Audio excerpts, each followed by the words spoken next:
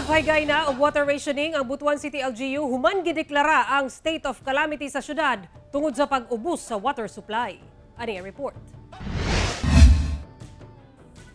Karong padayon ang sobrang kainit sa panahon sa Butuan City kung asa masinati ang anaa sa 44 degrees Celsius nga heat index, miabot na ngadto sa critical level ang supply sa tubig sa impounding dam sa Tagibo Aquatech Solutions Corporation o TASC nga mo'y bulk water supplier sa Butuan City Water District o BCWD.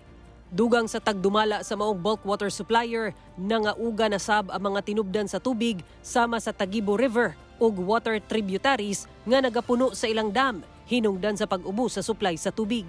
Yung sa operation namin ngayon sa Tagibo River is very critical, no?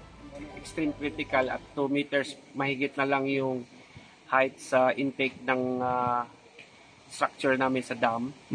Although we are operating pa rin sa sa 30 million liters per day na sinusupply natin sa water district. Busa nagdeklara na og state of calamity ang syudad. Sa atong session, regular session sa Sangguniang Panglungsod, nag-declare na ang Sangguniang Barangay nga i-declare na kita ang Butuan City under the state of calamity, no?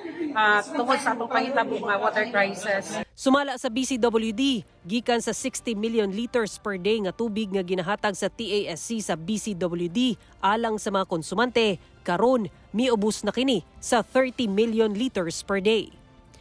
Dugang sa BCWD, plano nila nga subling himuong operasyonal ang upat ka pumping stations aron makatabang sa pag-supply og tubig sa mga konsumante. Gina-consider nga i-reactivate ang mga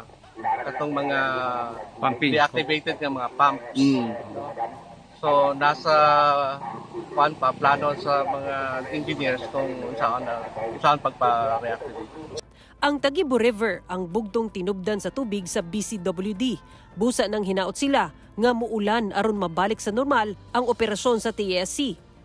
Hinuon nagpahigayon na og water rationing ang lokal nga kagamhanan ngadto sa mga apektadong konsumante. Ako si Sara Hilomen Velasco para sa One Mindanao.